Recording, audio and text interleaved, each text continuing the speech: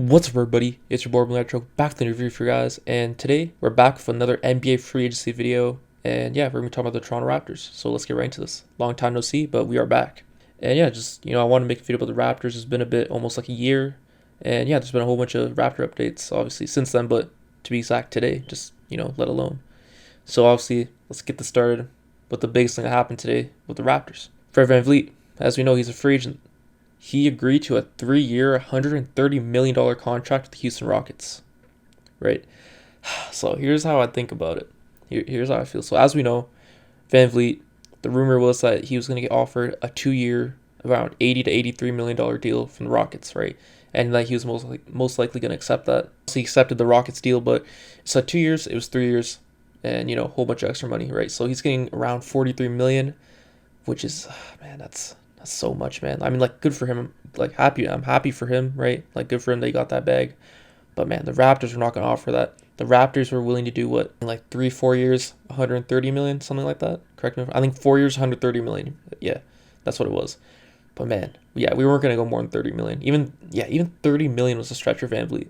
Not only does his defense regress, but also, for example, he's getting, blown by, quick first step, right? Always. His offense kind of regressed too, if you think about it. Because, yeah, okay, his playmaking was still good, but his scoring, it was on par still, but he was just more, like, way less efficient. Obviously, Fred's always been kind of inefficient, right? Because of just, his height and etc. whatever. But also, his three-pointer just wasn't hitting, man. That's what Fred's known for, his his tough three-pointers and stuff like that, making a whole bunch, the volume he shoots them at, but shooting at, like, a good high rate, right? A good percentage from three, which he was not doing this last season. But pretty much, I feel like this all started when Fred was, during the second half of the All-Star season he made, right? So the season prior to last season. The second half, man, after the All-Star break, man, Fred was just different. He got, like, to be fair, he got ran through the ground, man. Nick Nurse played him so much. Not only him, but all the starters, man. Him, Pascal, OG, Scotty, man, Gary. Man, everyone just got, all of our good players, man, they got, yeah, they just had to play so many minutes, man. Especially Fred and Pascal. And, not everyone's built for that, man. I actually do think partially that Fred regressed kind of, he played worse these last 2 years, right? Right, the half of that one season and then all last season because of, the amount of minutes he played, man. It took a toll on his body, man. Not everyone's built like that, like I said. But besides the point, I'm happy he signed Steele, but the Raptors are never going to, match that. They weren't going to sell away their future, mortgage it just for Fred VanVleet, who's technically on decline. And the Rockets side, they wanted someone that, Udoka wanted, right? Their head coach, the Rockets head coach. Ime Udoka wanted, a championship player, like a leader, right? A veteran. Obviously, they need more veterans on there because, man, Jalen Green's out here wilding, man.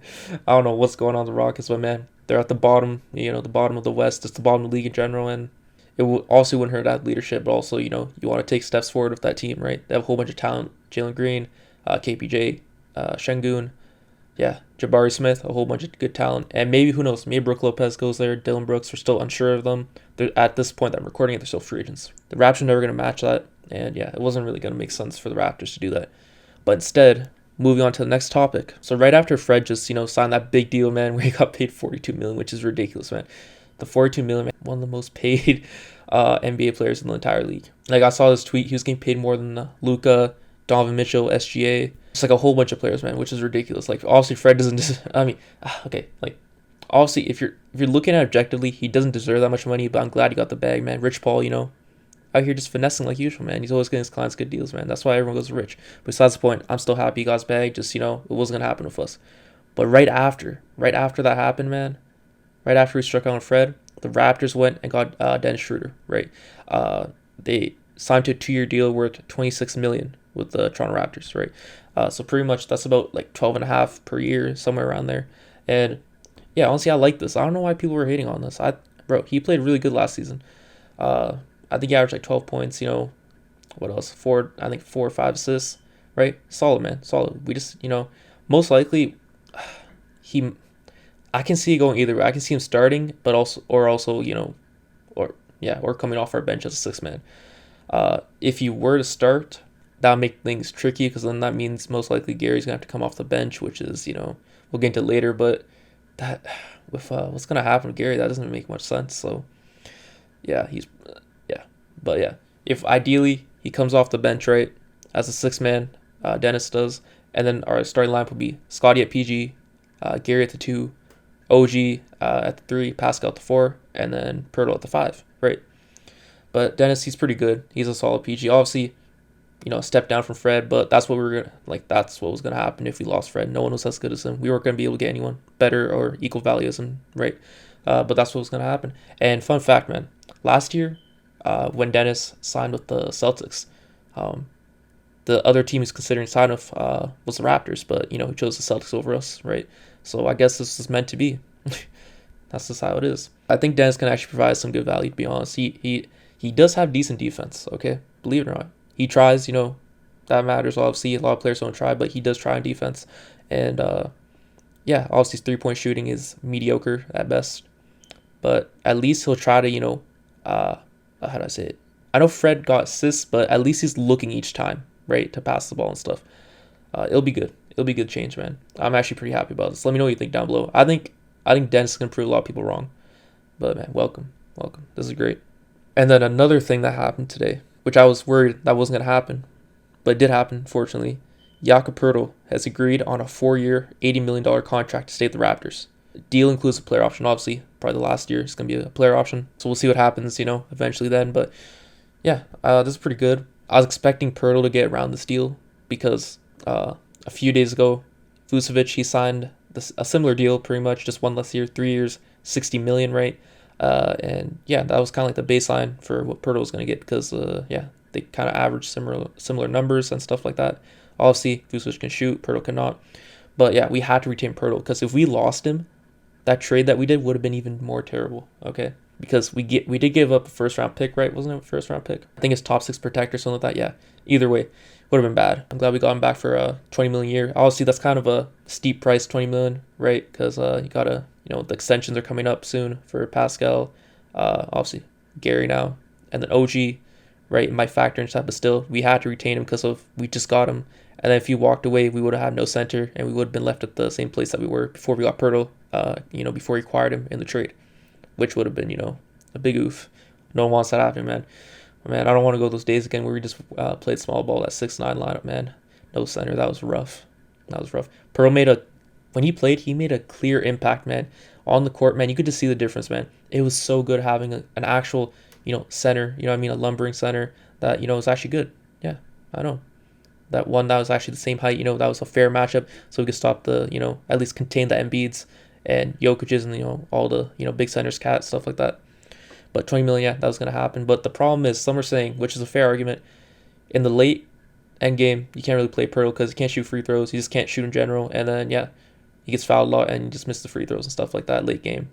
It's kind of sucks, but hey, sometimes you just got to, take the L for that, man. Overall, he's still good, though. Still positive. And that's what we like to see from Poeltl. There was a rumor that he might join the Spurs, go back to the Spurs. And if he did, man, that would have been a rough look. Oh, my God, that would have been so tough. But I'm glad that didn't happen. We did, acquire him. We got him, signed him back, re-signed him. He's staying with us for the next 4 years, or 3 years at least, because he has a player option at the end. And the next topic. So when a few days ago, Gary Trent Jr., as we know, opted into his deal, right, which everyone was stunned at. I was stunned at that. I was stunned at that. I didn't think he was gonna opt in because I thought you could get more money than that, right? And I'm like, why would he opt in? I thought he wanted to leave because he wants a bigger role, right? But luckily, everything worked out. He opted in, right? And then from there, I was, me, just people in general, most people were assuming they probably got a deal lined up for Gary. And today, a report came out from Chris Haynes saying Toronto Raptors and Toronto Raptors and Gary Trent Jr. With agent Rich Paul and his agent Lucas Newton are working on finalizing a lucrative multi-year extension. We still don't know the details of this extension, but according to Michael Grange, who's a Raptors beat writer / insider reporter, he's saying that he'd be eligible for a 4-year, $116 million deal if they gave him, the whole thing. That's the max, I'm assuming. If they give him the full boat, yeah, the max. And then he wouldn't be trade eligible for 6 months after that. So obviously that makes sense. Usually when you sign an extension, you're not eligible for trade until around December or something like that, January. But Gary, man, now that we had Darko, he felt comfortable opting in, which is another reason why I stayed in. And now that Fred's gone, man, he's gonna get more touches. Everyone else is gonna get more touches in general because Fred's gone, right? Fred was ball dominant, stuff like that. But yeah, Gary, he's gonna have a bigger season, man. He might have a breakout season. Who knows? Because Gary can be really good, man. But now he's getting the ball more. He's gonna have more opportunity, get better and stuff like that. he's gonna definitely be a big player for this team. We're gonna need him. We're really gonna need him, man. Gary's great, man. I'm happy that Gary's staying. We need shooting bad now. Our point guard depth or guard depth in general is just looking weak right now. But hopefully we sign more guards, because right now our two good guards, or the two guards that we actually have that are decent to good, are Gary and Dennis, right? And after that, looking weak, man. We got Malachi, and then we got Jeff Down Jr. on the qualifying offer if he accepts that. So yeah, it's kind of looking weak. So we need to bolster that up. But man, I'm happy. I'm happy that Gary's coming back. This is gonna be huge. But realistically, man, that's a good deal for Gary. I don't know how much that is roughly each year, but it's probably around 25 million. Yeah, due to inflation and stuff like that, it kind of makes sense, right? Everyone's getting big deals now because of like the inflation, just the more money, cap space stuff, the CBA changes, etc. So this is definitely a good move. The Raptors retaining him, and yeah, I'm excited to see how the team looks with these new changes. Lastly, this is about Thaddeus Young. Last night, by the time you see this, last night was the the guarantee date. So a lot of players, if you don't know, have their contracts as non-guaranteed. So for example, Bol, right, the Orlando Magic, his contract is not guaranteed for this upcoming season, right? But they extended that date for him, right? For his case, right? So if the Magic accept that, his contract gets guaranteed, he gets that money. If they don't, then he pretty much just gets waived and becomes a free agent, right? But he doesn't get that money. So in Thad's case, he had the same thing, but his was the midnight deadline today, right, tonight, and we find out he doesn't get waived. Man, they're keeping him. But if you were to get waived, the Raptors would be saving around $7 million and opening up a spot, right? Because his salary for the upcoming season is $8 million, and if you pretty much just waived him, right, didn't guarantee his contract before midnight last night, then you only have to pay $1 million, and you can the $1 million is whatever, because you're saving $7 million and you open up a spot. But the Raptors didn't do that. They value Thad right now. They don't see any value they can get, or they don't see any value out of just waiving him and saving that money or using on someone else, because they think he's just better than what they can get, I guess. But they might use that as a trade asset later on in the season, or maybe later on this offseason, to get more guard depth, or just more better players and stuff like that. But we shall see. I love Thad, good leader, man. Hopefully he gets more minutes, man, because I think he can still make an impact. But yeah, that's all news, all the Raptors news so far. Let me know what you think about free agency down below, and with the Raptors, what you think of these moves, or what you think about these moves from the Raptors. Obviously, losing Fred, stings a bit, but, we'll get through this, man. The team's going to, get more touches now in general, and, we're going to build on from there. So yeah, let me know what you think down below. I'm back. Thanks for watching. I'll see you in the next one. Peace.